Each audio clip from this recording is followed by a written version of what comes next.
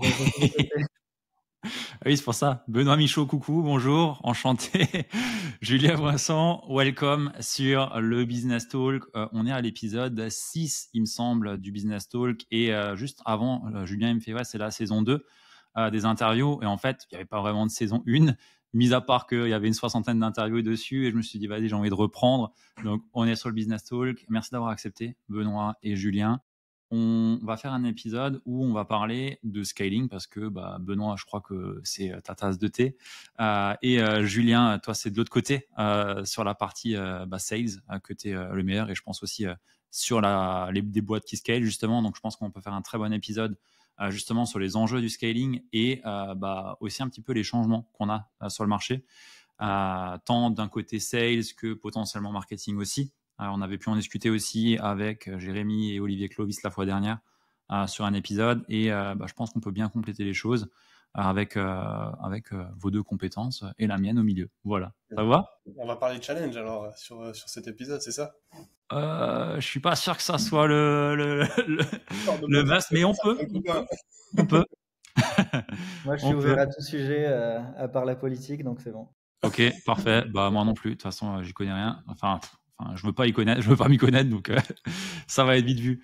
Good. Est-ce que Benoît, tu peux te présenter en 2 mots, poser un contexte, qu'on sache qui t'es et qu'on mette un peu de crédibilité aussi sur ce que tu vas dire? Ouais, déjà, merci pour l'invitation. C'est vrai que j'en fais très peu des podcasts parce que moi, je suis bien dans ma caverne, tout seul à bosser sur mon ordi.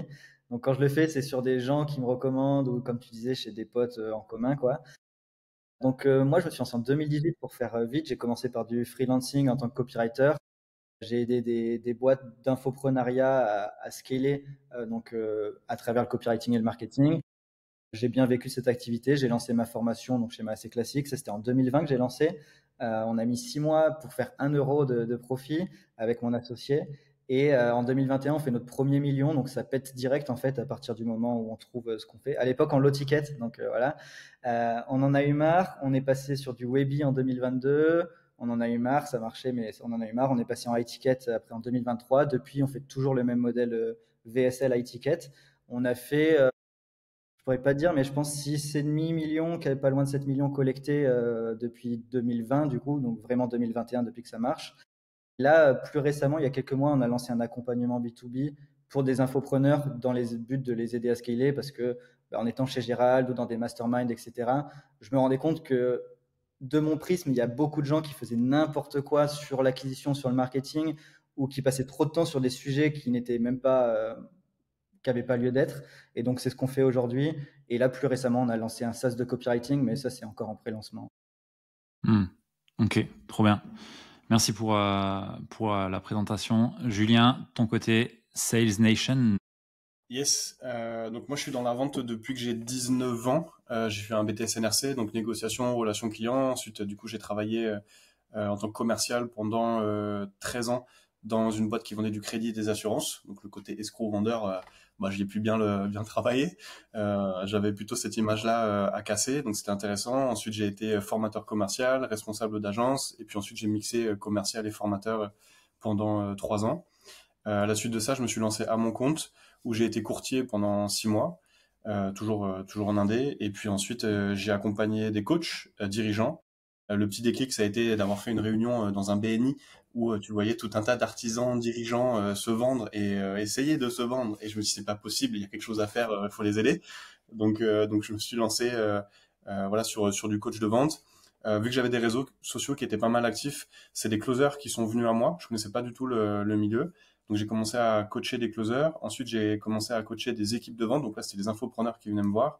Et à partir du moment où j'ai été head of pour David Laroche, ça s'est accéléré du côté de la recommandation. Et donc, j'ai accompagné des boîtes qui faisaient moins de 30 000 euros par mois. Mais ça, c'était mes premières erreurs en tant que head of sur le démarrage. On en parlait juste avant de lancer l'épisode, donc on aura l'occasion d'en parler.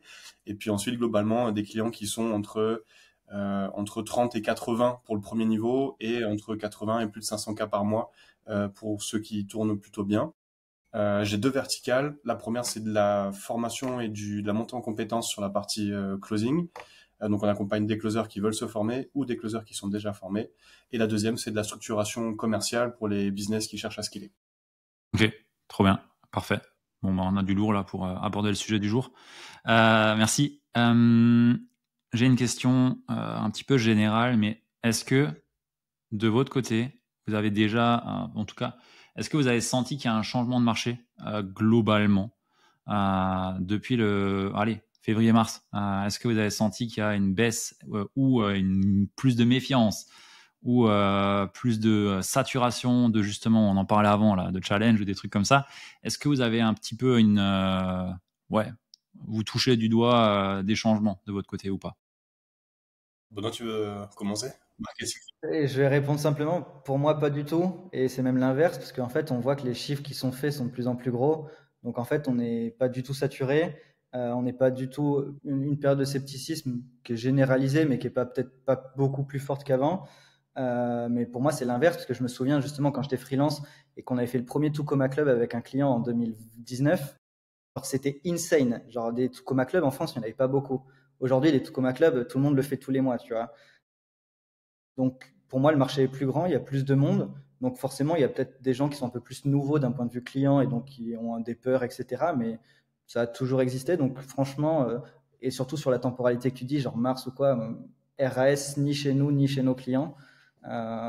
Faut juste être meilleur partout, tout le temps. Et oui, si tu as plus d'acteurs, faut être capable d'apporter des choses différentes. Mais en même temps, le marché grandit beaucoup plus vite que le nombre d'acteurs. Donc, pour moi, c'est pas un souci. En tout cas, c'est ma vision. Ok, j'aime bien. C'est bien. Moi, de mon côté, je vais être un peu à l'opposé de Benoît parce que sur le terrain, sur le côté sales, du coup, on a des business qui peinent, mais vraiment. Autant, si je prends l'année dernière, autant il y avait des business qui peinaient, mais qui arrivaient quand même à, à fonctionner. Autant ces business-là qui peinaient l'année dernière, aujourd'hui, en fait, bah, ont encore plus de mal, en fait, à faire leur différence sur le marché parce que les problèmes d'acquisition et de marketing qui étaient un peu compensés auparavant, justement avec un marché qui était peut-être moins, je veux dire, chahuté. Bah, aujourd'hui, ce que je ressens en tout cas sur la partie sales, sur différents business, c'est qu'en fait, bah là, il n'y a plus le droit à l'erreur en fait. Ceux qui avaient déjà du mal à se développer, ils ont encore plus de mal en fait à se développer. Et du côté closing et sales, bah là, en gros, tu as vraiment le sentiment qu'il faut carburer genre 2 voire 3 fois plus côté sales pour rattraper en fait ce qui est mal fait en amont. Et étant donné que tu as beaucoup de business qui n'ont pas une construction ou une maturité pour nurturer un profil, en mode c'est soit du one shot, genre ça close dans le mois, ou bah tant pis, et puis on continue à dépenser du budget parce qu'il faut aller chercher toujours du newbies, bah ceux-là en gros se cassent la gueule. Et ceux qui ont toujours marché et qui continuent d'exploser, c'est ceux qui ont compris que fallait pas chercher un cycle de vente à genre 15 à 30 jours, mais que bah, c'était ok, il fallait construire des cycles de vente sur du 30 jours, sur du 45, du 60, et c'est pas parce qu'on perd un lead là maintenant qu'en gros bah, on le perd sur la durée. Et la différence, c'est ceux qui ont réussi à construire un tunnel qui permet de garder en fait ces leads-là, qui sont peut-être un peu trop précoces entre guillemets sur le cycle d'achat, mais qu'on a réussi à toper et qu'on va les convertir un petit peu plus tard. Voilà. En fait, ce que tu dis au final, je pense qu'on a le même point. Le seul truc que tu dis, c'est qu'avant l'incompétence passait, aujourd'hui elle passe plus. De ce que j'entends, autant marketing que sales. Et ça, c'est juste une évolution naturelle du marché, de mon point de vue. Mais ouais, en fait, si le marché devient de plus en plus compliqué, c'est peut-être pas le marché le problème, c'est peut-être les gens qui sont pas assez bons, quoi. Et du coup, c'est intéressant que toi, tu vois pas la sophistication. Je trouve qu'on a passé un niveau dans la sophistication marché en termes de niveau de conscience des prospects. Ça, c'est intéressant que toi, tu le ressentes pas. Et ça, j'en parlais il y a pas longtemps, je sais plus avec qui c'était, je crois que c'était avec un closer. Je pense que, et c'est pour ça que, enfin, je trouve que ça appuie mon point, c'est qu'il y a de plus en plus d'éducation, oui, sur l'entrepreneuriat, l'investissement. En fait, je pense que les gens, ils sont arrivés au bout du cycle du gros scam, du métro boulot dodo, etc. Donc, il y a plus de gens qui ont envie de chercher des solutions alternatives, des entrepreneurs qui galèrent, qui veulent mettre des choses en place. Et donc, il y a plus d'éducation là-dessus. Donc, ce que tu appellerais sophistication, je suis d'accord. Mais pour moi, c'est pas un problème. Au contraire, parce qu'ils arrivent, ils sont un peu plus chauds. Et donc, il faut juste montrer que la solution est la bonne et adaptée à eux, etc., quoi. Et je préfère ce marché-là qu'un marché ultra cold où il faut aller chercher vraiment des inconnus qui comprennent rien, qui n'ont jamais entendu parler de ça, etc., quoi. Pour moi, il y a un point intéressant dans ce que vous dites tous les deux. En gros, pour moi, à l'époque, tu pouvais venir avec une offre à peu près potable, sans vrai mécanisme de transformation vraiment travaillé pour lever les objections des prospects et leur montrer qu'on a la meilleure solution pour aider les aider à passer là où ils veulent aller, à aujourd'hui, en fait, si tu n'as rien qui te sort du lot avec un vrai mécanisme qui est vraiment travaillé et qui permet vraiment de projeter la personne à aller là où elle veut aller, sans toutes les difficultés qu'elle peut se mettre dans la tête, en fait, c'est de plus en plus compliqué. Et du coup, ça demande à ce qu'on soit, à minima, quelqu'un qui a travaillé correctement ses fondamentaux et qui ne s'est pas reposé sur une offre à peu près potable. Et bombarder sur la partie acquisition et dépenses budgétaires. Je pense que tu es obligé de revoir quand même ton tunnel. Gérald, il parle beaucoup de marketing intentionniste. Je trouve qu'on peut se permettre de plus en plus de se l'autoriser. Parce que comme disait Benoît tout à l'heure, justement, on a des personnes qui, alors certes, peut-être sont plus sophistiquées, enfin c'est peut-être plus sophistiqué sur le marché, mais l'avantage que ça a, c'est qu'on peut se permettre en fait soit de faire des LP qui sont beaucoup plus directs, des VSL qui vont travailler directement sur les bons points de douleur et qui vont pas tourner autour du pot sur une construction narrative un peu trop excessive. Peut-être sur du code, ça peut encore fonctionner. Je pense que là, Benoît, c'est intéressant d'avoir ton retour. Et je trouve que le point qui illustre bien ta performance, c'est la VSL. La VSL, il y en a beaucoup, et nous, on se prend beaucoup de business qui veulent scaler sur de la VSL. La VSL, elle est compliquée, et en fait, ça va être vraiment révélateur de à quel point tu as bien bossé ton marketing, quoi. Ça, c'est vrai surtout. En fait, c'est ça. Je pense le point, c'est que le marché, maintenant, il tolère vraiment pas l'incompétence, ou pas forcément l'incompétence si on veut être moins dur, mais aujourd'hui, si t'es 6 sur 10, ça suffit pas, quoi. Et c'est vrai pour les sales, c'est vrai pour le marketing, pour l'acquisition, pour tout, et pour la livraison aussi. Mais, et ce que je voulais dire sur l'éducation, c'est justement, voilà, c'est un vocal que je faisais il y a quelques jours. C'est qu'à l'époque, tu vois, quand je dis l'époque, je veux pas faire l'ancien, mais genre en 2018 ou même avant, l'époque des Léo Guillot, etc. Je sais pas si ça vous parle. Vraiment les débuts de l'infopreneuriat, la grande ère d'Olivier Roland, etc. Il n'y avait pas des qui veut être mon associé, il n'y avait pas des Anthony Bourbon qui prenaient la parole. Et les entrepreneurs, il n'y avait pas d'entrepreneurs stars dans l'espace public.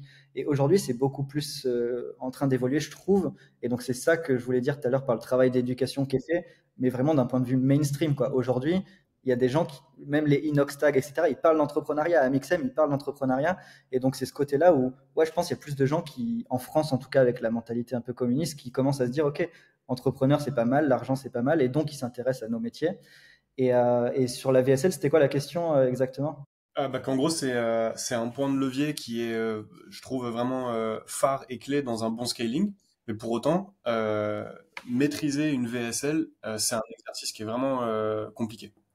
Quand Ouais, t'as pas quand t'as pas les bonnes, les bonnes ouais. bases. Et je pense que c'est pareil pour un Webi, pour un low ticket, pour une page de vente, tu vois. La VSL, alors pour le coup, c'est ce que je maîtrise, donc ouais, ça pardonne pas. Tu peux pas faire un truc tout pourri. Mais je pense, et on les voit chez nos clients qui viennent chez nous, qui viennent du Webi souvent, bah, ils se sont pété la gueule sur les Webi. Non pas parce que les Webi ça marche pas, même si moi je suis pas fan, mais parce qu'ils n'ont pas été assez bons encore une fois, quoi. Donc Ah ouais. les véhicules fonctionnent, et même si je suis pas fan du low ticket, je suis pas fan des challenges, je suis pas fan des Webi, tout fonctionne. Et la preuve, on a plein de mecs brillants qui font des résultats de malade avec. Maintenant, c'est à quel point tu arrives à persévérer et à monter en compétence là-dessus, comme prendre un appel de vente sans aucune compétence, sans script, sans rien, ça marche pas, quoi. C'est juste pas possible. Donc une VSL qui est pas travaillée à la virgule près, c'est pas possible non plus, quoi. Ouais, je suis complètement d'accord. Moi, je le vois, ma VSL. Enfin, je crois que j'en suis à l'itération 16, un truc comme ça, en même pas 2 ans, même moins. Bon, c'est peut-être abusif, mais Ouais. pour autant, chaque endroit où je vois qu'il y a un drop, où je vois que ce mot-là, en fait, j'aurais pu mieux le travailler. En fait, je le mets et en fait, on voit tout de suite la différence de conversion et à quel point ça influence, tu vois. Un exemple qui me vient en tête par rapport à ça, c'est j'ai vu un post LinkedIn de l'ancien Minia Maker d'Yomi, et il dit chaque vidéo c'était 20 à 30 Minia. Je pense qu'on a juste résumé le truc. Pourquoi Yomi c'est le numéro un? Parce qu'il fait ce que les autres ne font pas.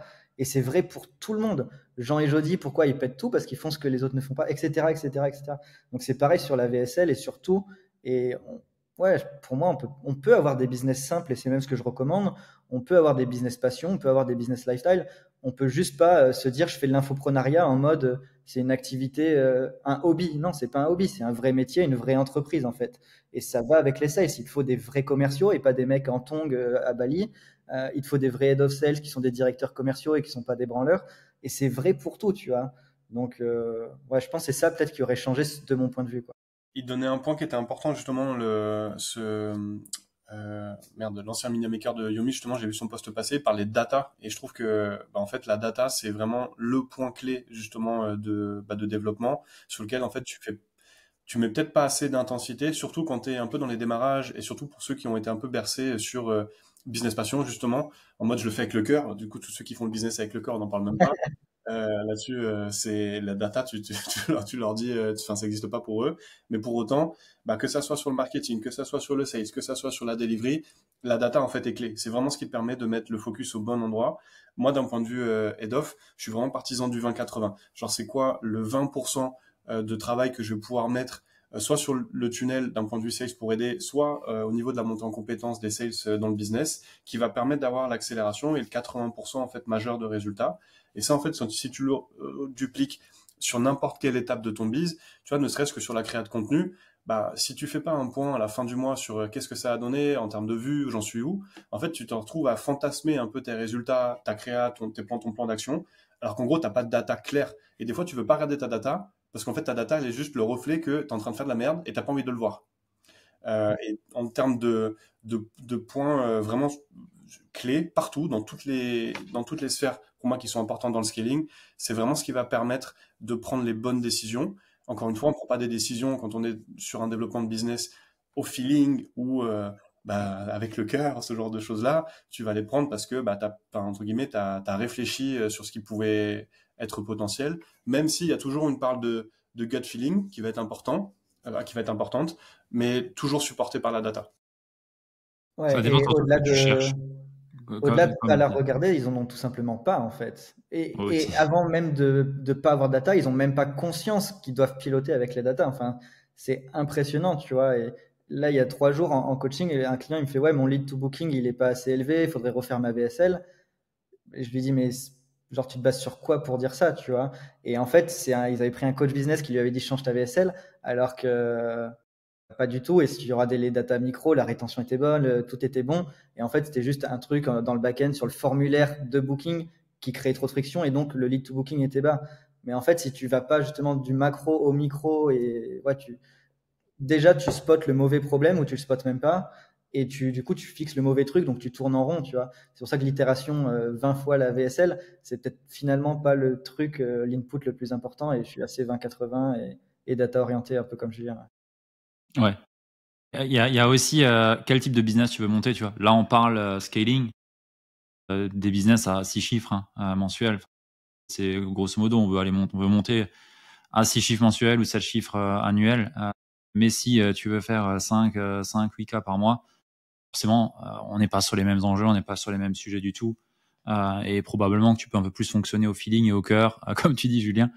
Donc, Après, il y a ouais. beaucoup de personnes qui se réfugient derrière le business passion, tout simplement parce que c'est pour pas s'avouer que je sais pas faire mieux, tu vois.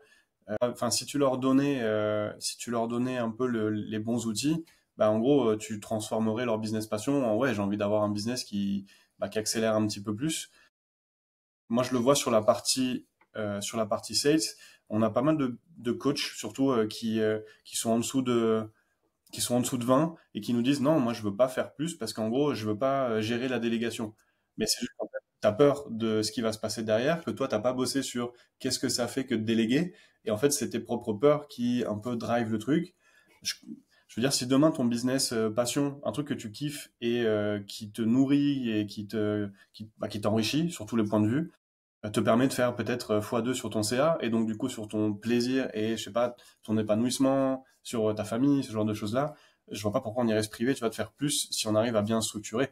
Naval Ravikant par exemple, c'était l'exemple qui était quand même pas mal sollicité sur un bon business et écologique. Il y en a plein, tu vois. Je crois qu'il y avait Justine Walsh aussi, je suis pas sûr du nom, mais qui maîtrise très bien son business model.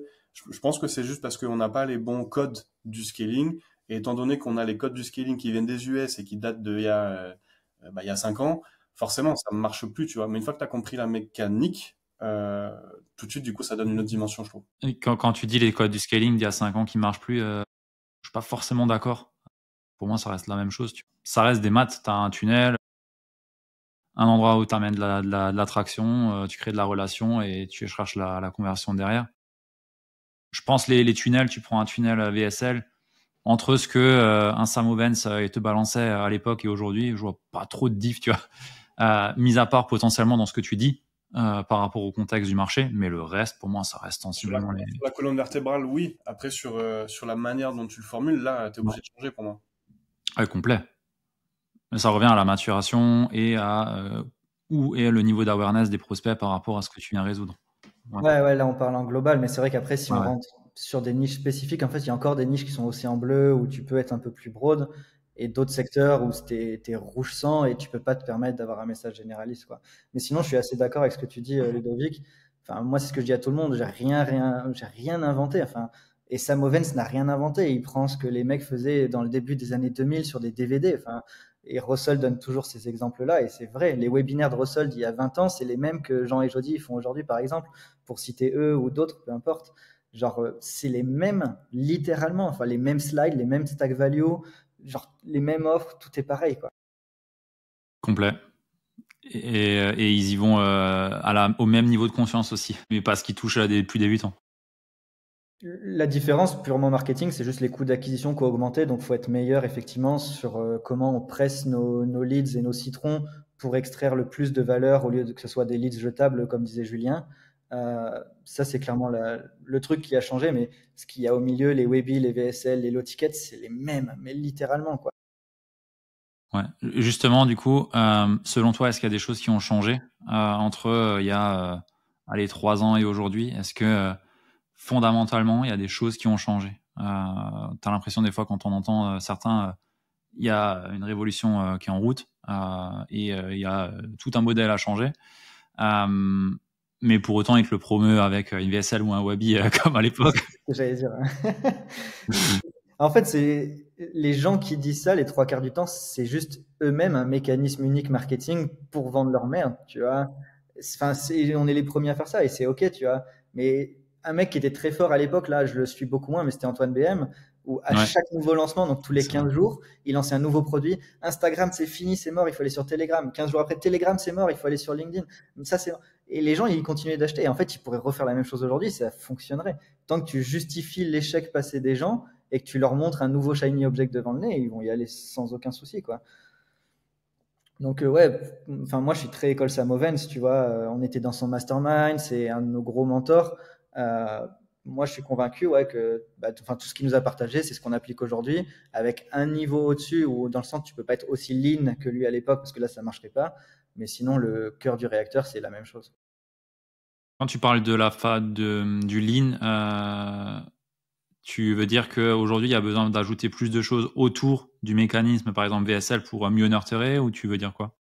Ouais, en gros, l'école SAM, c'est vraiment une LP, une VSL simple. Tu as une vieille séquence email, tu bookes pas et ciao, quoi. Genre là, il faut ajouter beaucoup plus de nuances sur le marketing. Typiquement, ouais, des trucs que nous on fait, tu vois, si tu as vu, pas vu l'offre, tu vas avoir des séquences différentes. Si tu as cliqué sur cet email ou pas, tu vas avoir des séquences différentes. Tu vas être nurturé différemment en fonction de ton comportement. Ça, pour lui, genre, il aurait dit, mais casse-toi, genre, tu me fais mal à la tête, tu vois. Et clairement, nous, on a testé 100 et bah, forcément, plus tu ajoutes de degrés de subtilité, plus tu as des meilleures performances. Sur les trucs tout con, on a des AB tests qui tournent en ce moment, on a une VSL verticale sur mobile au lieu d'horizontale, bah, tu grattes des pourcents, etc., etc. Et ça, c'est des choses que lui n'aurait jamais fait. Ouais, tu peux pas être aussi lean que lui à l'époque. Et pareil au niveau sales, je pense pas que tu puisses prendre les leads comme des leads jetables et que tu les follow-up pas, tu fais pas ton taf, quoi. Nous, le follow-up, je veux dire, c'est toujours un enjeu sales qu'il y a. Le setting, c'est pareil. Encore une fois, surtout le follow-up, je trouve que ça illustre bien. De toute façon, la vente, c'est pas compliqué. C'est en fait tout ce que t'as merdé en amont, tu le retrouves et ça te pète à la tronche à la fin. Que ce soit les objections, le follow-up, t'es lost, peu importe. Donc là-dessus, c'est un peu bête et méchant. Et encore une fois, un bon follow-up ou un bon setting, même un bon sales, ne rattrapera pas en fait ce qui manque en amont. Et ça, il y a beaucoup de coachs, infopreneurs qui se leurrent là-dessus et qui sont un peu dans la même dans la même un peu dans le même mantra que Benoît qui disait tout à l'heure presser les citrons. Bon bah nous on est un peu sur presser les sales sur le moindre lead, tu vois, tu vas le cravacher. Je prends l'exemple de coach qui pense que tu prends un setter qui va setter sur ton compte Insta parce que en fait tu as 3 likes sur ta publication et il va dire au setter va me le setter quoi. Bah, frérot, c'est un like, tu as 30 abonnés sur ton compte, on va pas faire des miracles, tu vois. Donc là-dessus, là-dessus, pareil, le mécanisme sera toujours le même. Pour autant, on aura besoin d'éléments pertinents avant. Benoît, il disait tout à l'heure, c'était un peu sur le tour de la boutade, c'était intéressant, mais c'est vrai que pour les business qui marchent pas, le sales c'est inutile. Nous, franchement, alors, je te parle même pas d'un point de vue head off. C'est là, on met en PLS n'importe quel business quand tu commences à mettre et un head off, que ce soit en termes de coûts ou en termes d'action. Il y a des business où en fait le sales ne sera pas forcément ta clé de développement. Pour autant, chaque business qui scale a un bon écosystème sales qui tourne bien. Ça, il y a pas à chier. Par contre, sur les outils, moi, j'aime bien utiliser le terme data room. Tu sais, c'est genre vraiment en fait, un espace sur lequel en fait tu drops tout un tas de connaissances, un peu en fonction de ton niveau de maturité du lead. Tu le mets dans cette room là. Du coup, ça permet de coupler avec tes séquences de nurturing marketing. Et aussi, ça permet en fait de nurturer, verrouiller ton lead efficacement. Donc ce genre d'actions sont pas mal efficaces, mais on rattrapera pas un business qui est déjà peut-être contre le vent. Ton sale viendra pas en fait faire de la magie, quoi. Tu veux dire quoi par data room, du coup? J'ai pas suivi ce que tu fais exactement. Ça s'utilise pas mal en B2B, surtout sur du SaaS ou autre, où en gros, selon les différents niveaux de buyers, en gros, tu vas mettre par exemple, sur un drive tout un tas de documents, ressources, en fait, qui vont permettre de répondre à n'importe quelle objection, un peu comme une thank you page où en fait sur ta thank you page, bah du coup tu réponds déjà potentiellement les objections de tes leads. Mais en gros, tu peux le dropper sur un espace fermé. Toi, tu peux voir en plus les documents qui ont été visionnés, pas visionnés, etc. Donc ça te donne de la data aussi sur qu'est-ce que je peux améliorer aussi en amont pour par exemple ma VSL ou sur mes appels à l'action, puisque du coup en fait c'est demandé en amont. Et je trouve que ça permet de bien coupler en fait aussi sur ton marketing. Ok, intéressant. Nous, on le fait le closer, il envoie la ressource la plus appropriée par rapport au prospect, tu vois. Mais C'est c'est... un parcours. Ouais, Parcours, en gros, il n'y a pas qu'une seule ressource, tu vois, mais ouais. limite, tu fais interagir et actionner pour vraiment bah, te faciliter la vie sur le web, quoi. Juste pour rebondir, parce qu'en t'écoutant, Julien, ça me fait penser à ça pour rebondir sur la question de Ludovic, qu'est-ce qui a changé?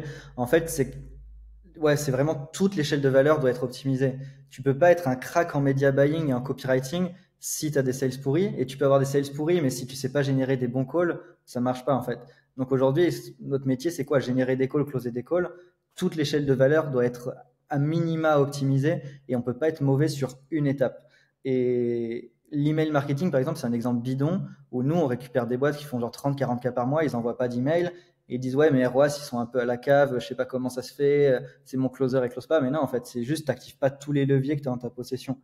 Et c'est pour ça que et ça revient un peu à ce que je disais où nous on suroptimise tout jusqu'à la thank you page, jusqu'aux ressources qu'on envoie, le presetting etc.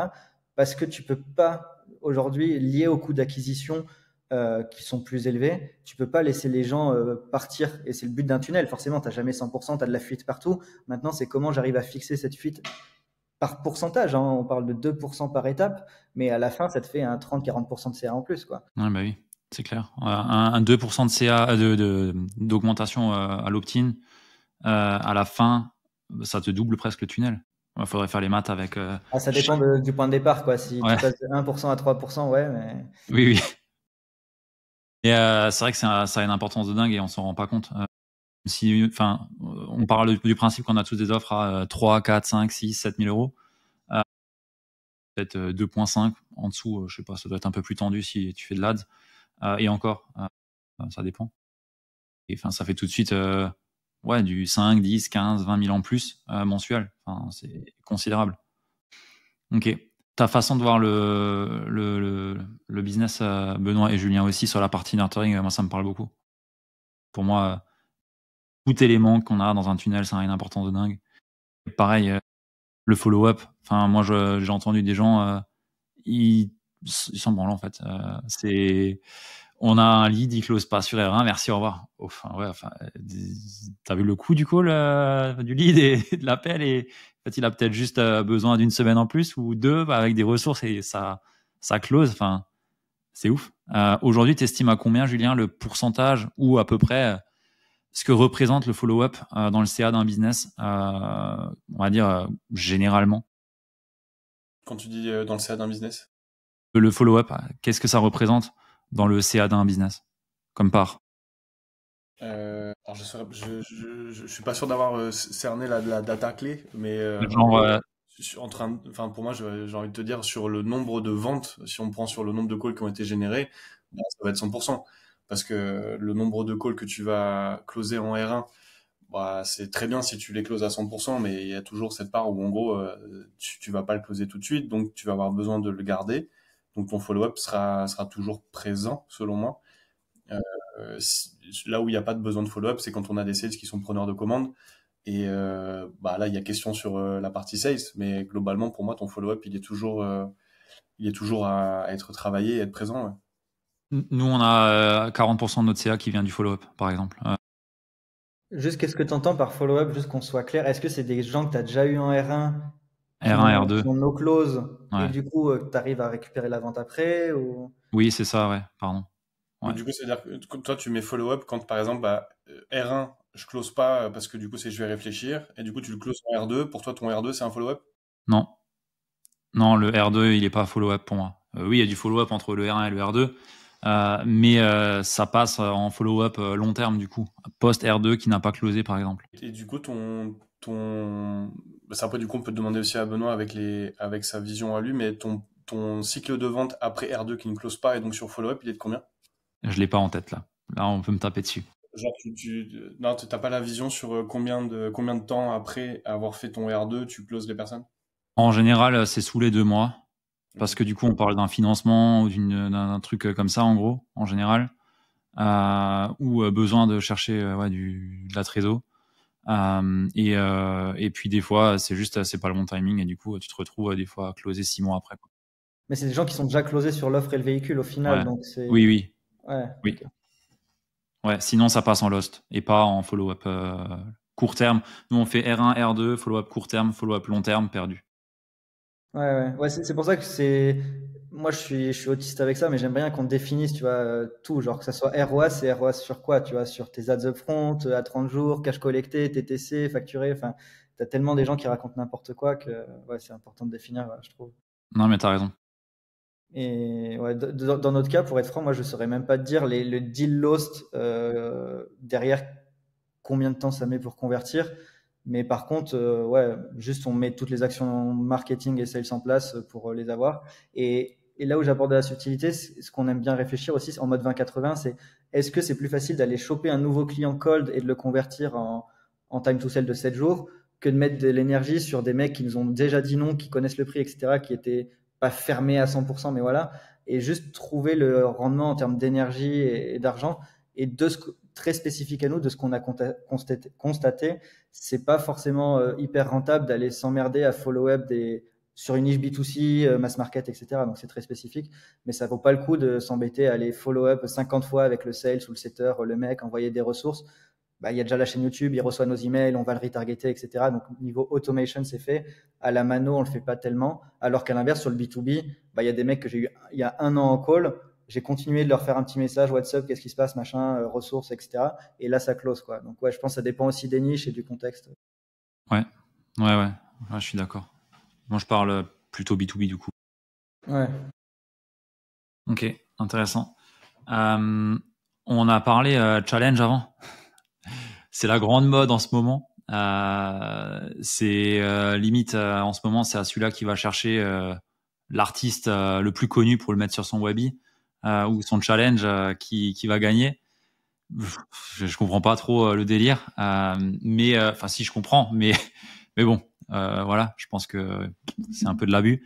Euh, c'est quoi aujourd'hui l'avis que vous pouvez avoir sur ça? Toi, Julien, je sais que tu fais du head-off des fois sur des challenges derrière. La vie, c'est que, encore une fois, un bon entrepreneur, c'est celui qui va être qui va être au clair sur son business et ce qui marche et qui va pas être en réaction avec le marché. Nous, on a des personnes qui sont venues nous voir pour bah, être head-off sur du challenge. Le mec, il a jamais fait de challenge, il est déjà en train de galérer sur son Webby. Et le mec, il me dit qu'il veut faire un 5D challenge. Non, si tu veux, déjà, d'un point de vue budget, structuration, et puis performance pour un challenge, on ne parle pas de la même chose. Et puis en fait, qu'est-ce que tu as besoin d'aller faire un challenge? Juste concentre-toi en fait sur ton Webi et reste sur, tu sais, comme disait Thierry Henry, c'est reste dans ta zone, je reste dans ma zone, bah reste dans ta zone en fait, hein, laisse les gens faire ce qu'ils ont envie. Je trouve que l'avantage, on en parlait tout à l'heure, mais l'avantage de l'inconvénient des challenges, c'est qu'en fait, ça permet d'éduquer le marché puissance 1000 et qu'en gros, si toi, t'as pas trop de budget pour te lancer là-dedans, entre guillemets, il n'y a pas 100% des personnes qui assistent à un challenge qui vont acheter. En fait, ton conclu, il va juste faire le travail d'éducation. Et puis derrière, étant donné que toi, t'apportes plus de valeur grâce à ton personal branding ou avec ton mécanisme ou avec d'autres leviers, bah, t'iras les toper. Mais ensuite, d'un point de vue sales, je trouve que là c'est un peu la foire au cochon hein, sur les challenges. J'ai en tête une personne qui a fait un challenge qui a pas trop bien marché. Il y avait 30 sales, le mec il remet ça, il me met 70 sales, budget publicitaire, je pense qu'il a dû faire x2 x3 avec tout ce que ça implique côté acquisition. Donc tu sais quasiment que ça va se péter la gueule quand t'es head off et que tu vois ça, tu te dis bon, je vais peut-être me prendre un billet, mais tu sais qu'en fait, tu vas rincer tes sales. Toi, du coup, ça va te demander de la charge mentale et de la bande passante, donc t'as pas envie de la foutre là. Tu préfères la mettre avec un client qui scale correctement. Euh, donc, euh, donc ouais, je suis plutôt mitigé. Et juste si je peux faire un feedback sur ce que ça coûte aux closers. Moi, j'ai récupéré des closers fin juin, début juillet, mais en PLS total, quoi, qui ont enchaîné les challenges, voilà, qui ont enchaîné les challenges. Pour certains, on leur vend du rêve sur le challenge parce que bah, c'est un entrepreneur qui est connu, parce qu'il y a du gros budget, etc. Donc du coup, c'est sexy sur le papier.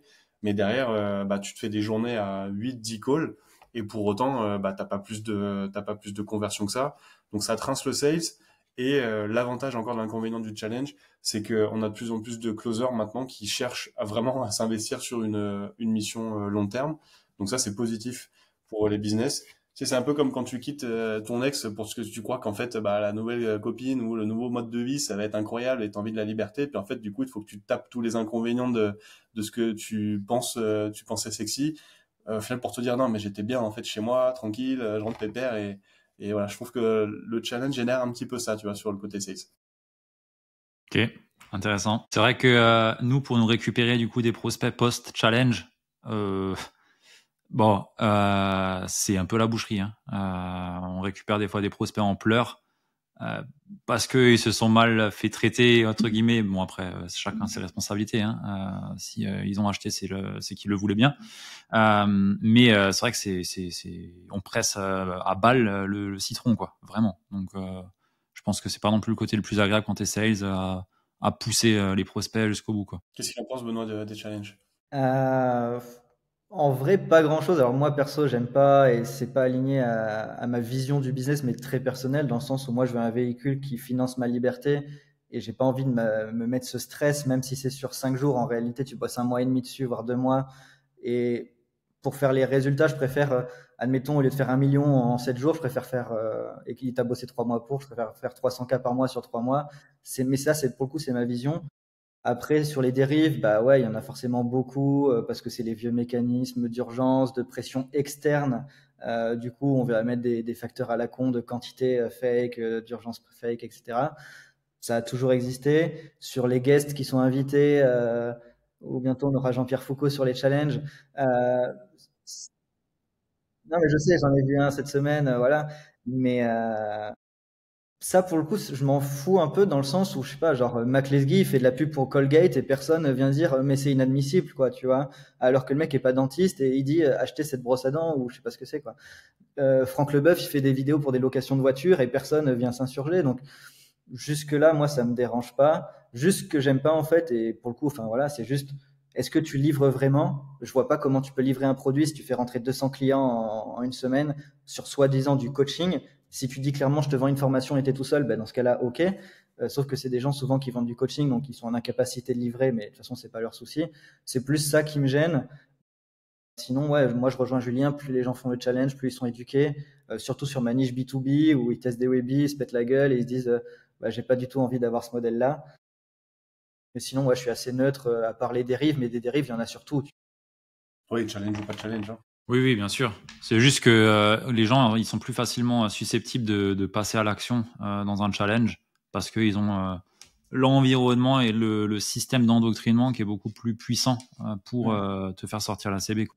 Ouais, et c'est comme pour tout, mais quand tu closes n'importe qui, tu vois, genre un charpentier sur une méthode d'acquisition, tu vois, enfin, un truc, c'est pareil, je vais pas dire que je suis fan, bien au contraire, c'est plus ce genre de trucs qui me font chier, mais après, voilà, c'est très personnel et donc ça n'a pas vraiment de valeur, quoi. Ouais, ouais. Non, je suis d'accord. Bah, en soi, moi, je m'en fous aussi, et tant mieux si eux, ils arrivent à faire leur chiffre, mais c'est surtout, bah, en fait, c'est quoi la livraison, tu vois? Si c'est pour flinguer le marché, à nous mettre tous dans le même panier parce que ça livre de la merde, là, ça m'embête un peu plus, quoi. Et par rapport à ça, tu vois, ça représente un peu ce que je disais, où je me souviens, Russell, à l'époque, c'était l'événement de 10X de Grant Cardone. Il avait fait un webi genre live dans le stade. Il avait fait 3 millions en 90 minutes. Je sais pas si ça vous parle, cette présentation. Et c'était genre l'événement de malade. Je pense que c'était genre en 2019, 2018, quelque chose comme ça. Et genre vraiment, c'était un record presque mondial, etc. Et là, cette année, tu as Hormozy qui fait, je sais pas, 115, 120 millions en live sur une semaine. Donc ça, juste pour ce que je disais au début, en fait aujourd'hui le marché est beaucoup plus intense. Un mec comme Russell, c'était énorme, 3 millions en 90 minutes, là le mec il fait 100 millions quoi. Donc Ouais, c'est le vrai. marché est beaucoup plus deep et il demande quand même, il est à la recherche de solutions, quoi. Ouais, c'est encourageant. Et c'est des signaux bons au final. Mais ouais. Il y a aussi ceux qui n'ont pas les bons véhicules du coup, parce que ils voient le miracle trop simple pour réussir, qui ont besoin de se refaire une santé financière derrière pour venir chercher ce qui correspond vraiment au final aussi. Mais bon, après ça, c'est une question de timing. Good. Du coup, Julien, toi, on te retrouvera pas comme Head of Sales sur un challenge? Donc, Si, si demain, je vois l'ancien, c'est mort. bah, on te demandera pareil, enfin on demande toujours de la data. Puis surtout, il y a l'enjeu du timing. Tu vois, on a fait des challenges où en gros, nous, on venait nous chercher 3 semaines avant. Enfin, d'accord, tu vois, mais je veux dire, 3 semaines avant, et puis du coup, il faut recruter 30 closers. Bah, en fait, si tu viens me chercher 3 semaines avant, il y a des chances que les closers ils soient déjà sur des challenges. Il faut les coacher, il faut qu'on ait, tu vois, différents points. Donc ouais, ça se travaille. Même si, du coup, c'est sûr que financièrement, pour un head-off, un challenge, il n'y a pas photo, c'est quand même très intéressant. Là-dessus, il y a zéro sujet. Maintenant, en termes de plus-value, comme disait Benoît, je trouve que, bah, pareil, en fait, quelle est ta plus-value en tant que head-off? Je vais même aller sur quelle est la plus-value d'un head-off aujourd'hui sur un business, parce que tu as beaucoup de head-off qui sont passés pour enfin, de sales coachs qui sont passés pour des head-off, alors qu'en gros, il n'y a pas plus de données de développement que juste écouter les calls, coacher, entre guillemets, faire le suivi, et c'est pas ça du head-off de base. Et donc, encore une fois, sur un challenge, ouais, le head-off, il va être pertinent, parce qu'il va te ramener une équipe de tueurs, il va l'entraîner, il va t'aider à structurer aussi l'acquisition, le nombre de, le nombre de complications qu'il y a, notamment par rapport à la delivery, parce que, bah, en gros, le mec, on lui a vendu des passes limitées, il arrive dans un groupe, ils sont déjà 110, il dit, bah, qu'est-ce qui se passe? Ou il a payé 10K sur un mastermind, et puis en fait, t'as la CSM qui lui a toujours pas envoyé de message une semaine après, du coup, t'as le closer qui est en PLS parce que le mec, il arrête pas de le relancer. Enfin, tu vois, c'est ce genre de truc, ouais, à gérer, c'est pas non plus le meilleur, mais d'un point de vue, comment dire, euh, énergie, bah là, t'es dans une vraie énergie sales. Tu vois, genre, en général, t'es dans des groupes, il y a 20, 30 sales, ça se motive de ouf, t'as les perfs pour les compétiteurs, je veux dire, c'est super intéressant. En général, t'es en compète avec peut-être une, deux, trois équipes de head-off aussi en face, même si c'est sain, tu vois, mais il y a ce petit côté-là où, pour un commercial, c'est intéressant. Il y a pas à dire. Puis les résultats sont indécents. Donc, maintenant, combien de head-off mettent en avant? On fait tant de millions pour voilà, sur des clients. Bon, bah, oui, c'est bien, mais voilà. Puis gérer un challenge en tant que head-off et gérer un business en tant que head-off, il y a des choses qui sont communes, mais c'est d'autres enjeux, quoi. Ok, intéressant. Il y a un point qui me vient en discutant. On a parlé depuis avant de ok, il faut être meilleur. On peut plus être médiocre aujourd'hui. Tant mieux.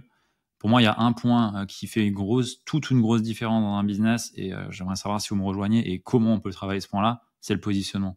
Avec un bon mécanisme de transformation. Là, c'est peut-être plutôt toi, Benoît, qui est bien chaud sur le sujet.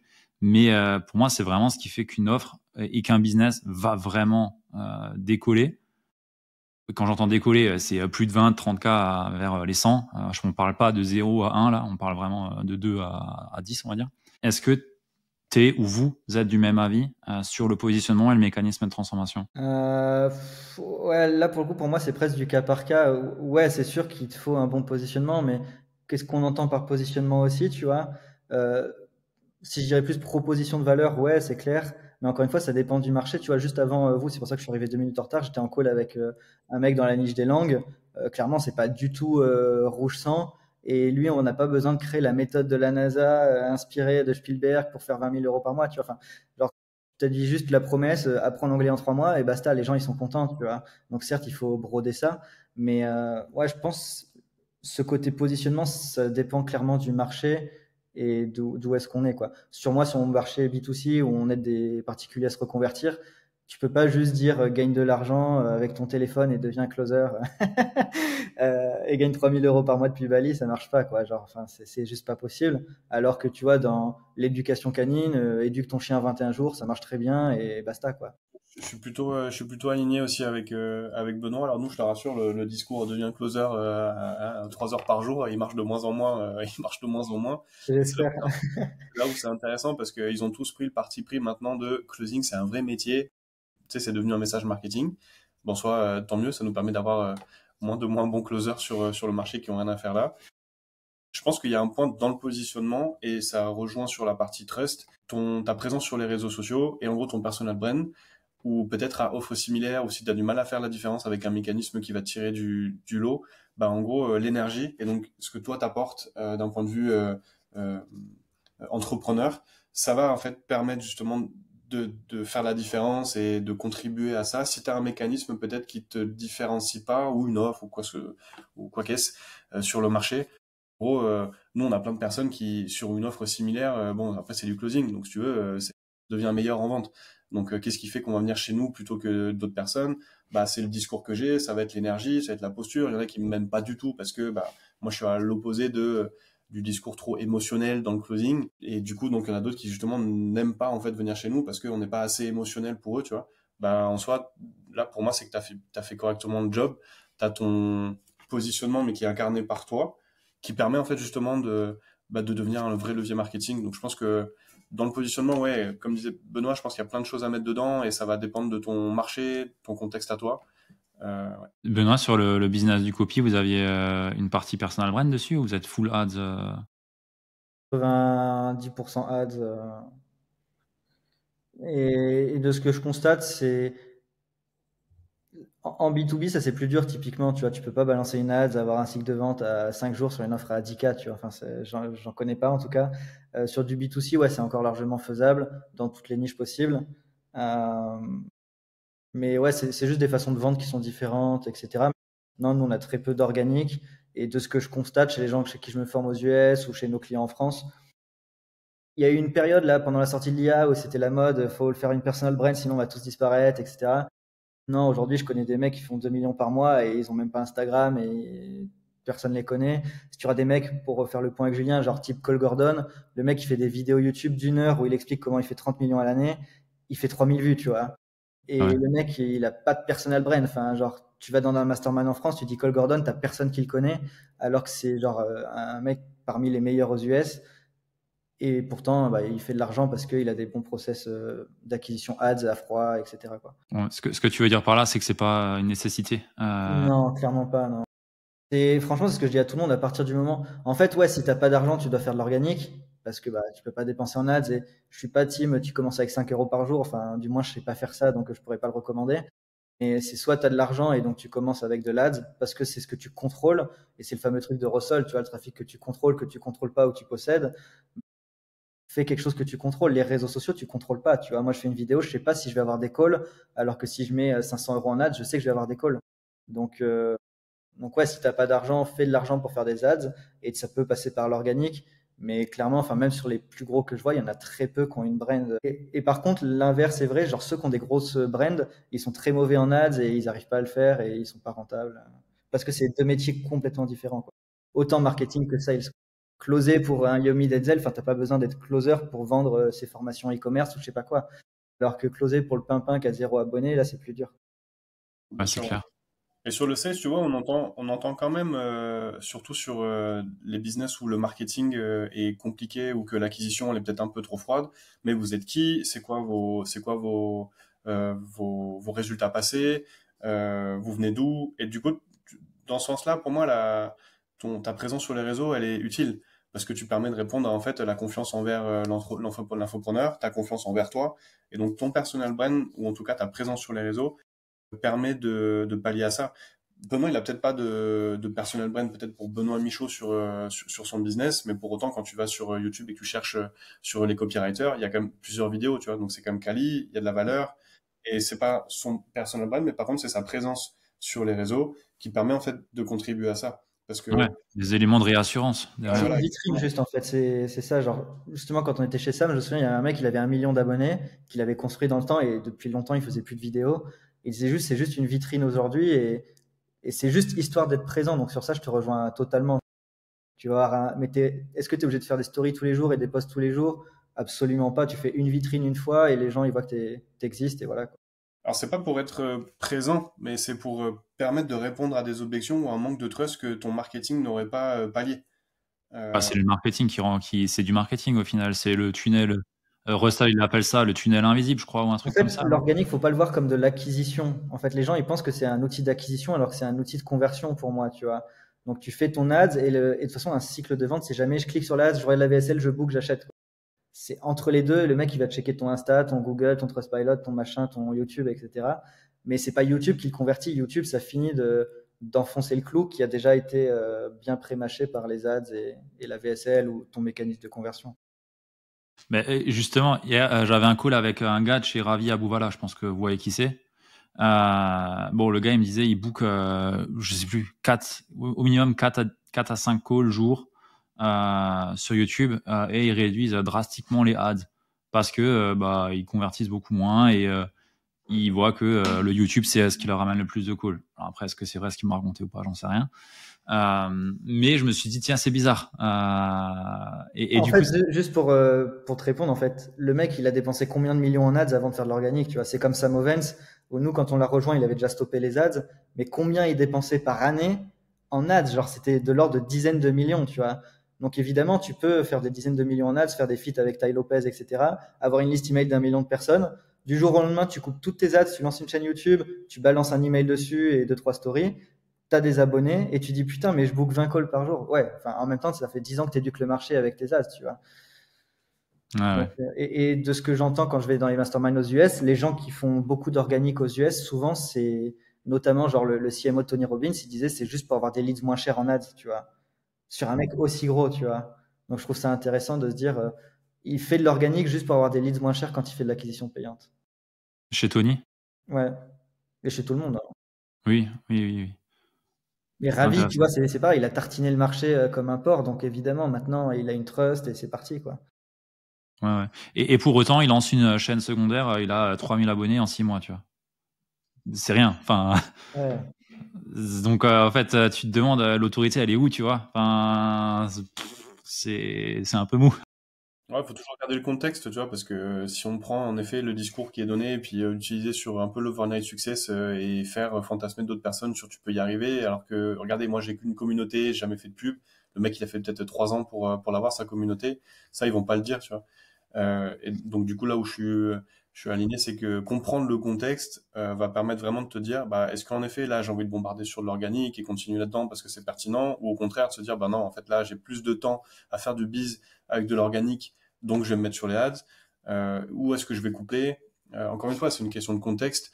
Je trouve que si tu prends du plug and play sur des conseils business sans te l'appliquer sur ton contexte à toi, c'est voué à l'échec, et ça malheureusement il y en a beaucoup qui le font. Donc important de comprendre le contexte et de se demander est-ce que c'est pertinent avec le mien, quoi. Ouais. J'en parlais hier sur un call de vente à un mec qui me dit ouais mais en fait j'ai juste à regarder tes séquences email ou ta VSL et comme ça je sais comment on fait un script et je l'adapte, tu vois. Et je dis oui, enfin dans ce cas-là moi j'ai juste à copier Hormozy et je fais 100 millions, tu vois. Ah, mais lui, il a rien Ou je compris au regarde des business. tutos de Zizou et puis je fais ça y est je suis aussi bon que Zizou, tu vois. Genre. C'est qu'il a rien compris. Pas... Ouais, clairement, clairement. Et il a acheté du coup, Benoît? C'est en follow-up justement. D'accord.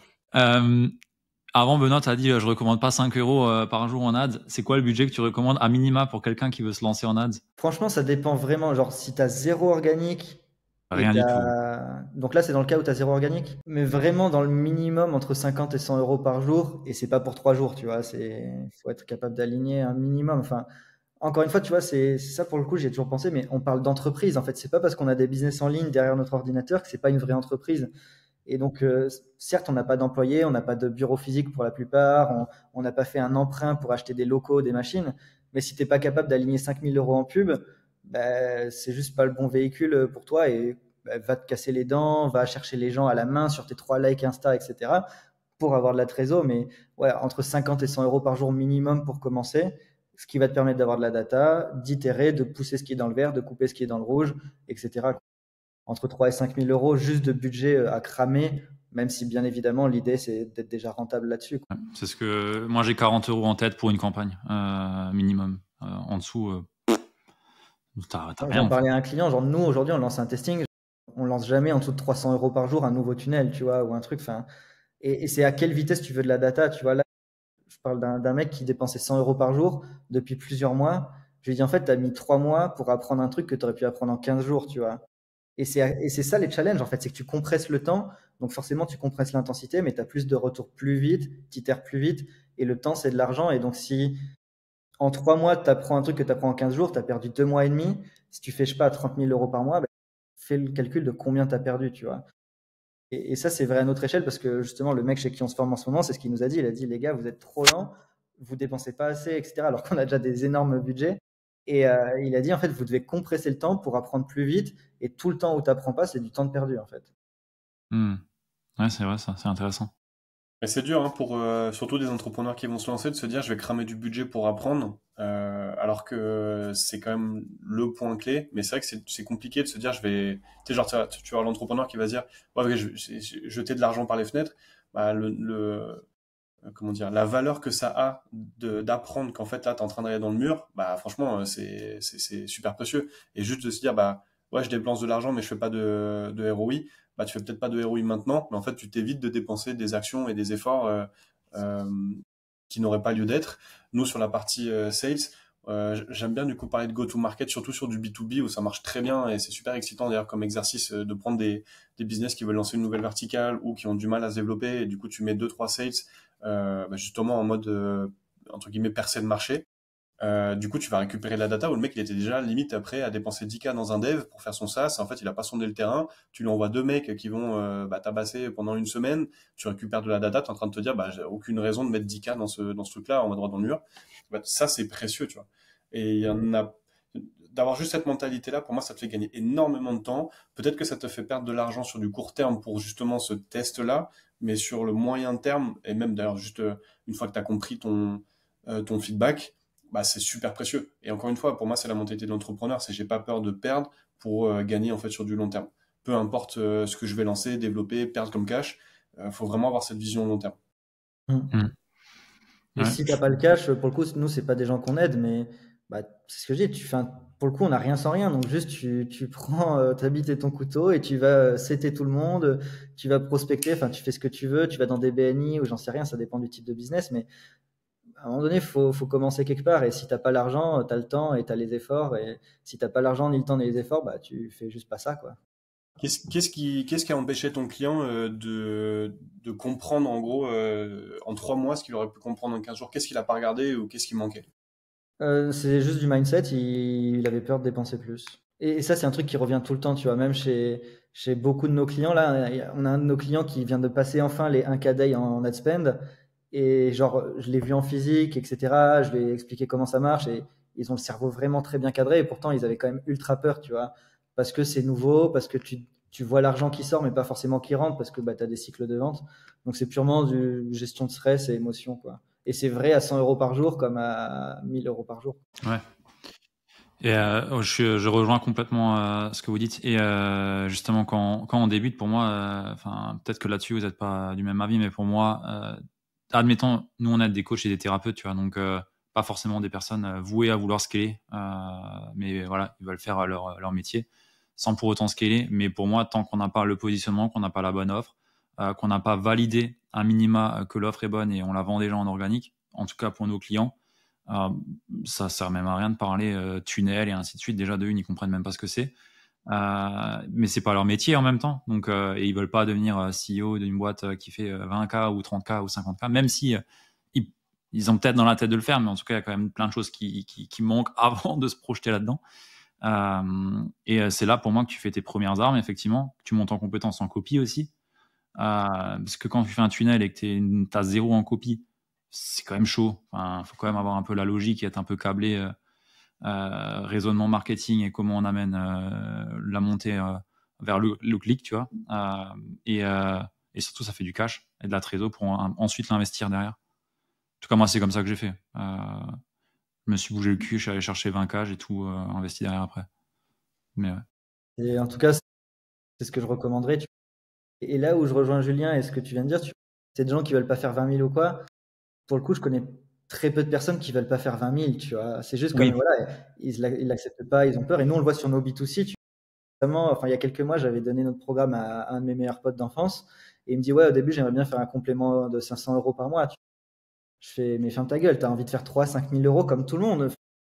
Et de t'occuper de tes enfants en bas âge et de plus aller bosser pour un patron. Enfin, et souvent, ils se le refusent. Et quand je fais les interviews après, parce que je sais qu'au début, leurs objectifs, c'est ouais, faire 500, 1000 euros. Ils font 5000 et ils disent, ouais, maintenant j'ai la dalle, je vais aller chercher les 10 000, tu vois. C'est juste un jeu de chiffres. Après, voilà, ça dépend de sa vision et vraiment de ce qu'on veut. Mais à part les zadistes qui veulent juste vivre au fond de la forêt, hors du système, je connais personne qui a envie de faire moins d'argent mois après mois, tu vois. Ouais, c'est vrai.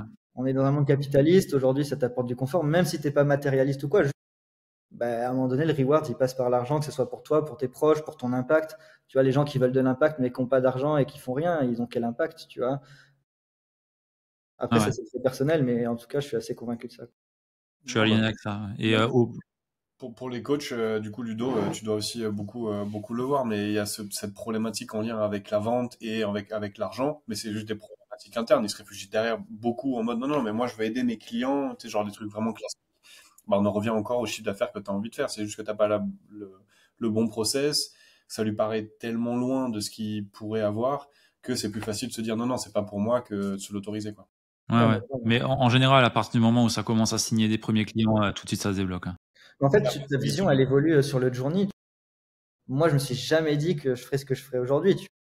Je me souviens quand j'ai lancé mon business, j'étais freelance, j'avais quitté mon taf, j'avais fait 800 euros un de mes premiers mois de chiffre d'affaires. Et genre, je me sentais comme le roi du pétrole. Et je disais, mais j'ai même pas envie de gagner 2000 euros en tant que salarié, je préfère gagner 800 euros en étant libre. Et c'était vrai. Et après, je me suis dit, ok, bon, bah, c'est un peu juste quand même 800 euros, donc on va essayer de gagner plus. Et On à un va moment chercher donné, 500 000. je me disais, ouais, 100K par mois, ouais, c'est bien et tout. Et en fait, tu te dis, bah non, on a envie de toujours chercher plus. Après, encore une fois, ça dépend comment on est câblé. Et je pense qu'il y a plein de personnalités différentes, mais je connais personne qui a envie de faire moins, quoi. Ouais, je suis d'accord. Mais ouais, comme tu dis, Julien, ça dépend aussi des personnes, mais souvent c'est la relation à l'argent, et la relation à l'argent, c'est une relation à soi-même, donc souvent il y a des choses à aller travailler. Faut aller voir Mehmet. Ouais. Good. C'est un très bon sujet, ça. On a encore un peu de temps devant nous. Est-ce qu'il y a des recommandations que vous avez envie de donner pour une personne qui aujourd'hui tourne déjà un peu, fait 5 10 000 euros par mois avec son activité dans l'accompagnement globalement. Est-ce que vous auriez une reco? Quelles seraient les premières étapes que vous lui conseillerez pour justement choisir le véhicule qui est le bon pour aller chercher dans un premier temps un palier, je sais pas moi, 30, 50 et après à 80, 100 et ainsi de suite? Quand tu dis le véhicule? Bah justement, qu'est-ce que je fais? Je fais une personal brand avec un DM funnel Insta. Ça, c'est le nouveau truc à la mode. Là, c'est pas encore trop à la mode chez nous, mais aux US, c'est à la mode à balle, donc je pense que ça va pas tarder. Est-ce que je fais un DM funnel Insta ou est-ce que je fais un VSL funnel ou alors un 5-day ou alors, j'en sais rien ce qu'on fait d'autre, un Webby ou un lead magnet?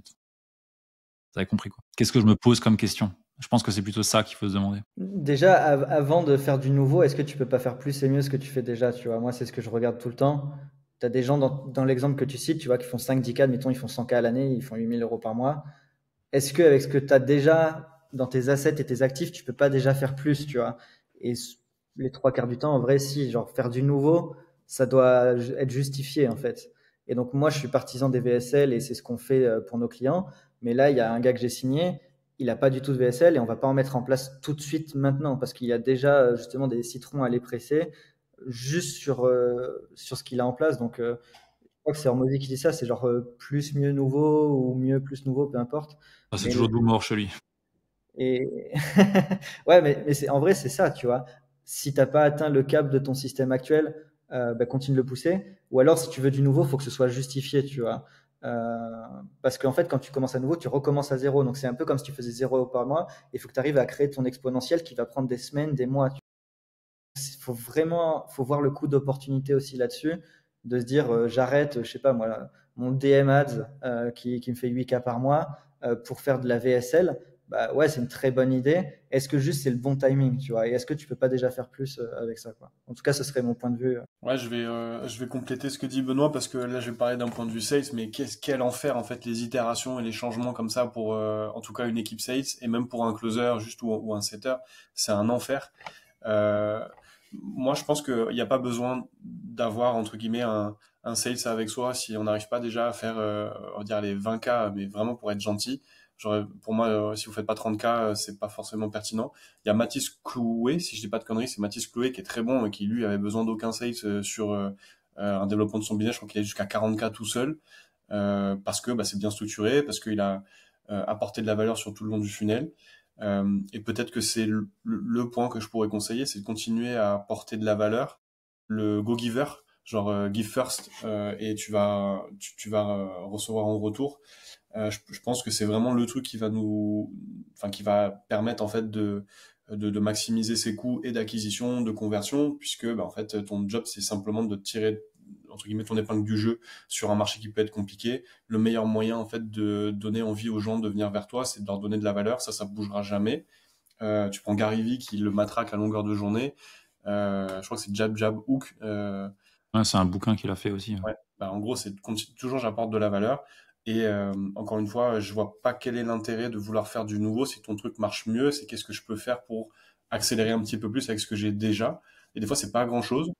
Ça demande juste des fois un peu d'inconfort sur bah, la partie mindset où putain, je vais devoir lâcher un truc qui marchait très bien. Sauf qu'en fait, toi, tu as l'impression que c'est un grand écart alors que c'est juste un millimètre, tu vois, de, de, de différent. Et pour autant, ça t'apporte déjà ce x2 que tu voudrais faire. Et un x2 sur un 5K, ça fait du 10K, t'es content. Et du coup, ça t'a pas mis en difficulté sur tout le reste de ta chaîne. Donc, ouais. Hmm. Intéressant. Moi, une des erreurs que j'ai faites, hein, c'est recruter trop vite un sales. Voilà, je la donne. Donc, je ne peux que Ouais, ça, valider. c'est pareil, je trouve que c'est à nuancer, quoi. Ça dépend d'où tu pars. Et je pense que dans la majorité des cas, ouais, c'est bien de rester un petit peu dans les tranchées, et de se faire la main. Mais dans certains cas, ça peut valoir le coup aussi de prendre un sales direct. Et je donne un exemple d'un client. Donc, on a mis le VSL en place et il prend les premiers calls et j'écoute un call par pure curiosité. Normalement, je fais pas ça. Et genre, en fait, il commence et la personne a dit, ouais, je suis venu, je veux savoir combien c'est. Il fait, bah, c'est 2 000 euros, mais t'inquiète, on peut faire en 4 fois. Et là, enfin, genre, le début de l'appel, c'est ça, quoi. Et là, je lui ai dit, ah oui, ok, genre, on part vraiment de loin. Genre, ta phase de ramp-up personnel, de compréhension du sales, etc., elle va prendre trop de temps, tu vas perdre trop d'argent. Vaut mieux que tu mettes un mec même un peu mauvais, et, parce que lui, il a la trésorerie pour mettre plus en ads, et donc il sera en capacité, et il a une bonne gestion marketing, il sera pas en capacité de générer beaucoup plus de calls et de générer du chiffre d'affaires, mais s'il aurait dû attendre de lui-même ramp-up, enfin, ça aurait été Ouais, une ouais. catastrophe. Donc, il faut toujours voir un peu le coût d'opportunité dans les deux sens, quoi, je pense. Et de où tu pars? De où tu pars surtout? Moi, je te parle, c'est mon premier business, enfin, c'est le deuxième, mais j'avais jamais scalé un business, tu vois. Donc, je pense que demain, je lance un nouveau business, je mets tout de suite un sales, mais parce que j'ai déjà les process, je sais déjà comment. C'est ce que ouais, du coup, il y avait deux côtés. Déjà, tu as un Benoît Michaud à tes côtés. Je pense que bon, tu peux te permettre de le déléguer parce que t'es pas solo et tu sais qu'en fait derrière, soit tu vas te prendre des scuds parce que tu le fais mal ou parce que voilà, mais tu as quand même on va dire le bon écosystème qui permet de cadrer ça et en gros ton closer il va pas partir de nulle part. Et l'autre cas, donc c'est d'être bien entouré et bien staffé autour. Et le deuxième, c'est nous on a eu des closers qui étaient meilleurs en fait que l'entrepreneur parce que l'entrepreneur c'est vraiment une quiche en vente et t'as rien à faire. Dans ce cas-là, bon, il y a un beau potentiel, le business, il est sur sur un bon marché, l'offre, elle est sexy, et donc du coup, bah, toi, ça permet vraiment de donner ce taf-là. C'est vraiment les deux exceptions, je pense, qui permettent de se dire, OK, vas-y, délègue. Puis il y a des fois où en fait t'es un faux preneur et t'es tout seul et en gros t'as plus envie de prendre tes calls parce que t'as juste envie d'une seule chose, c'est de mettre des mandats à tes prospects parce qu'ils comprennent pas ce que t'es en train de le dire. Bon bah là il faut te sortir et déléguer. Mais globalement tu délègues pas quand toi t'as pas validé toi-même en fait déjà ces éléments-là. Ouais, franchement, 100% aligné. Et typiquement, moi, sur mon époque où je sortais du webinaire mid-ticket, je voulais pas faire de high ticket parce que je voulais pas de closer et je voulais pas closer, surtout pas. Et du coup, genre jour 1, on a mis un pole sales en place, donc on avait un head-off et qui a mis des closers en place. Moi, j'ai jamais pris un call pour vendre mon offre B2C, tu vois, sur laquelle on a fait des millions avec. Mais parce que effectivement, voilà, on avait déjà un business qui tournait et on a su s'entourer, on avait la trésorerie, enfin, on avait tout ce qu'il fallait, quoi. Ça reste ouais, de l'ordre de l'exception, je pense, comme disait Julien. Et c'est plus Mais rare. il y aurait eu aucun intérêt à ce que je prenne un seul call, quoi. Ouais. Mais après, ouais, tout dépend d'où tu pars et du contexte, clairement. Mais oui. Et du coup, aujourd'hui, sur le nouveau business, hein, enfin, le B2B, là, c'est toi ou ton associé Joseph qui prenait les calls, du coup. Alors ouais, jusqu'à présent, on a une approche très organique et referral parce que c'est un business qu'on délivre nous-mêmes ou pour le coup, on n'a pas délégué. En gros, notre business B2C, il est full automatisé, même si on sait que c'est jamais automatisé, mais on est très peu impliqué dedans. Et donc, on a lancé le B2B vraiment pour le fun et pour revenir à ce qu'on kiffe. Parce que bah, parler à des gens qui sont reconversion pro, bah, maintenant on est un peu loin d'eux. Et donc, ça nous fait plaisir de les aider, mais on a mis des coachs qui seront beaucoup plus bah, qualifiés pour ça. Et donc, nous, on est revenu sur du B2B parce qu'on voyait que les gens galéraient. Et donc, ouais, là, c'est moi qui prends les calls, mais c'est même pas du closing, en fait. Les mecs, je leur dis le prix avant le call. S'ils sont pas contents, ils viennent pas. S'ils veulent de la valeur, ils viennent sur le call. Et voilà, ça n'a rien à voir avec du closing, quoi. Intéressant. Intéressant. Merci pour les partages. Je pense qu'il y a une belle overview de scaling côté marketing, côté sales. Je rebondis juste sur un truc, Julien, que tu disais avant, sur la valeur, tu vois, apporter la valeur. Pour moi, c'est bien, mais en même temps, c'est une erreur, je trouve, d'apporter de la valeur. Parce qu'en gros, quand tu apportes de la valeur, à mon sens, t'éduques pas vraiment le prospect. Tu donnes de la confiture au cochon, tu vois. Pour moi, c'est plutôt, pour moi, l'objectif de la com que tu as, c'est de les faire switcher sur les croyances qu'ils ont pour qu'ils voient leur vie différemment et en tout cas, leur vie et leur façon dont ils vont pouvoir vivre différemment et qu'ils s'y autorisent, tu vois. Pour moi, c'est vraiment ça l'objectif de la partie, on va dire, de contenu, tu vois. À chaque fois qu'on a des personnes qui se disent, ouais, je donne la valeur et ça convertit pas, oui, mais en fait, oui, c'est bien de donner la valeur, mais en fait, tu éduques pas la personne à voir la vie qu'elle a différemment et qu'elle soit capable d'y aller à là où elle veut aller, tu vois. Bah, ça dépend de la valeur que tu donnes, mais moi j'aime bien donner de la valeur où en gros la personne me dit bah c'est bien, mais je fais comment pour le mettre en place. Ça du coup, tu vois, pour moi c'est de la valeur qui va te permettre en fait derrière d'apporter ton truc. Par contre à l'inverse, j'ai aussi l'expérience que tu donnes tellement de valeur que le mec il se dit bah en fait moi j'ai juste à regarder tes vidéos et puis derrière bah c'est bon tu vois. Donc derrière tu dois retravailler sur d'autres trucs, mais donner de la valeur ça sera jamais négatif, c'est juste la manière dont tu le fais, sur quel sujet, sur quel sujet. Mais je vois dans tous les cas, c'est quand même positif de le faire. Et à contrario, ceux qui ne font que sur des croyances, je trouve que cette valeur, elle reste en surface. Tu sais, genre, c'est un truc qu'on voit partout. Donc, en gros, quelle est ta plus-value à toi sur ce sujet-là? Je pense que c'est bien d'avoir quand même des points d'apport différents quand même. T'as un avis Ça, là-dessus, franchement, Benoît? Comment? T'as un avis là-dessus? Ouais, je trouve que c'est un excellent sujet et ça pourrait te faire un podcast entier, ce truc-là, parce que c'est un truc que je réfléchis beaucoup. Et en fait, je pense que ouais, en fait, la valeur comment, elle a pas de valeur sur le marché. Comme je disais, un mec comme Cole Gordon qui passe 1 heure à expliquer ses process de A à Z, genre ça fait 3000 vues. Ravi, il a 300 vues. Enfin, des mecs comme ça, il y en a plein. Et les gens sont pas là pour la valeur. Et j'y ai longtemps cru. Et sur nos VSL, sur nos Webies, sur plein de choses qu'on a testées, quand on était dans du comment, en fait, ça vendait jamais. Et là, plus récemment, on a fait un événement de conversion en back-end sur nos leads. On a fait un petit Webie d'un soir. On a fait que du quoi et du pourquoi et on n'a jamais fait autant d'argent sur un événement de 2 heures. Et, euh, et, et moi, ça m'a dégoûté parce que j'aime pas ce truc-là et moi, je suis plus dans le comment et j'ai envie d'expliquer, bah, tu fais ça, ça. Mais en fait, les gens, ils veulent pas ça. Les gens, comme je suis 100% aligné sur, faut changer leurs croyances, montrer que ton véhicule est le mieux, montrer la vie avant, après, etc. Mais sur le comment pur et dur, les gens te disent qu'ils veulent ça, moi je veux de la valeur et en réalité ils achètent pas. Et si on regarde les mecs qui cartonnent le plus sur le marché, alors, est-ce qu'ils apportent de la valeur? Tu vois, je pense qu'on sera tous OK pour dire que non, quoi. Donc, ça dépend encore une fois de ce qu'on veut. Typiquement, moi, sur mon business B2B, je suis plus en mode je donne tout le comment. Et si le mec il dit bah, je regarde tes vidéos gratuites et ça me suffit, bah, tant mieux pour toi. Et le jour où tu voudras venir, bah, tu viendras. Si tu veux pas, tu viens pas.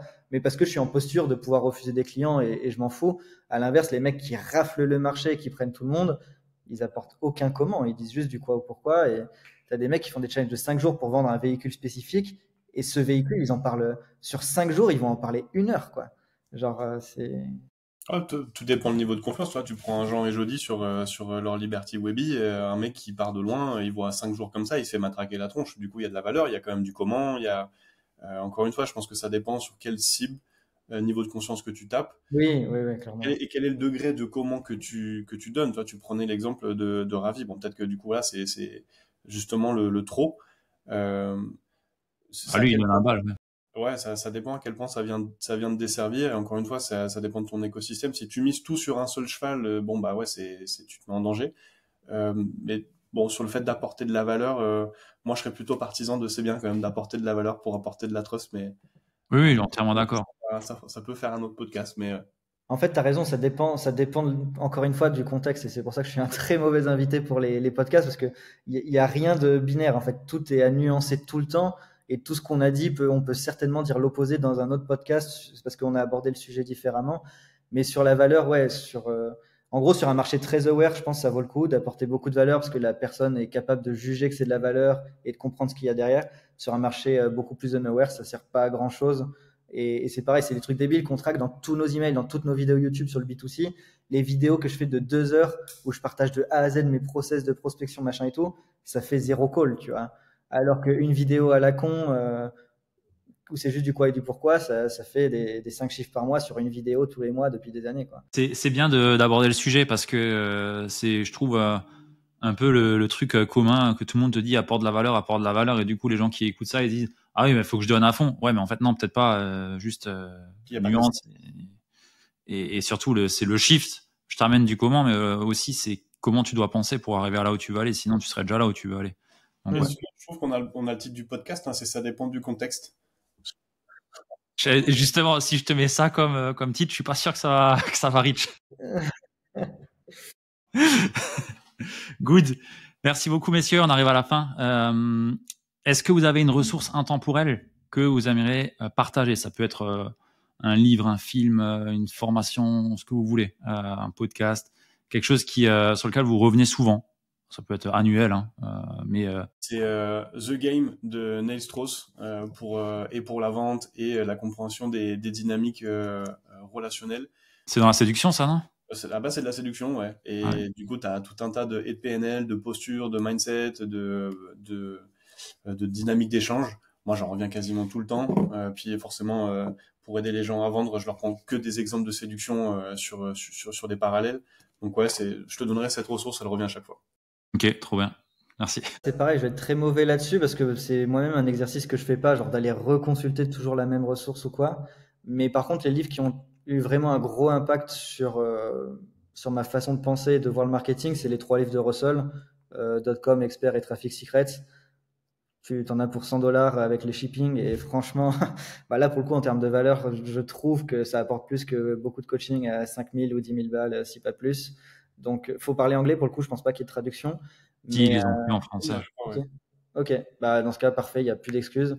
Et franchement pour quelqu'un qui serait justement dans ce que tu as pas mal évoqué, 5, 10K, qui va aller chercher plus, ou qui est en mode solopreneur, qui veut structurer, enfin bref, peu importe, qui veut comprendre ce que c'est le vrai marketing et éviter cette incompétence qu'on a évoquée, bah, il va apprendre, mais de malade. Et entre Russell et Hormozy, Michaud, Benoît, pardon, pourquoi j'ai dit Michaud, Benoît, pardon. Pourquoi parce que du coup, j'ai cité les noms juste avant. Tu miserais sur lequel? Je t'avoue que ça fait. Alors, moi, je suis vraiment un mauvais élève dans le sens où je consomme pas de contenu business, mais vraiment que dalle. Ça fait des années que je lis plus de livres et que je regarde très, très peu de vidéos business. Mais j'ai plus été bercé par Russell, donc je dirais Russell. Mais Hormozy, genre, je suis le genre de mec, enfin, j'ai acheté son premier livre, je l'ai même pas lu et ses vidéos, je les regarde pas, donc je sais pas, je sais même pas trop ce qu'il fait, quoi. Entre les deux, je trouve que Russell est plus pédagogue que Hormozy dans ses bouquins. En fait, Pour c'est plus avoir spécifique, Russell, quand même à nos industries, Ouais. alors Hormozy va être peut-être plus broad sur business physique, machin, Ouais. etc. Donc c'est peut-être un peu différent, Oui. quoi. Ouais, et puis c'est du repris. Hein. Russell, c'est Dan Kennedy en influence à Bâle et Hormozy aussi. Donc au final, Hormozy est passé chez Russell. voilà, il était dans le circle. Toi aussi d'ailleurs, je crois. Non, nous on était chez Sam, mais pas chez Russell. Mais je Ah me ok. souviens que j'avais fait le FHL en 2020 et Russell, Hormozy avait eu un trophée du 1 million de charity. Genre, il avait donné 1 million à une charité. Et à l'époque, personne ne le connaissait. Il a commencé à créer du contenu juste après. Et je suis putain, j'ai vu ce mec en avant-première. Julien, The Game, j'ai toujours pas lu, donc ça sera peut-être l'occasion. Tu as besoin de vendre. Donc voilà. Bon, bah, moi c'est Instagram, YouTube ou LinkedIn. Ok, ça marche. Et Benoît, Je t'avoue, LinkedIn. je dirais pareil, mais le vrai endroit, si les gens veulent juste de la valeur, ouais, ce serait mon YouTube. Après, s'ils veulent plus discuter, ouais, soit Insta, soit LinkedIn. Mais pour le coup, il y a pas grand-chose qui se passe là-bas, quoi. C'est plus sur YouTube. Ouais, ok, trop bien. Bah, je mets les liens dans la show note. Merci à vous, c'était Merci à chouette. toi. Merci à toi, Ludo. Nickel. Pour les personnes qui sont encore là, mettez-nous. Benoît, t'avais quoi comme truc avant sur ton pseudo? Coucou, non? Coucou, ouais. Mettez-nous coucou dans les commentaires. Good. Merci à vous. Ah bah voilà, il est de retour, le coucou. Merci à vous, les gars. Et à très vite pour un prochain épisode. À plus. Salut. Merci, ciao.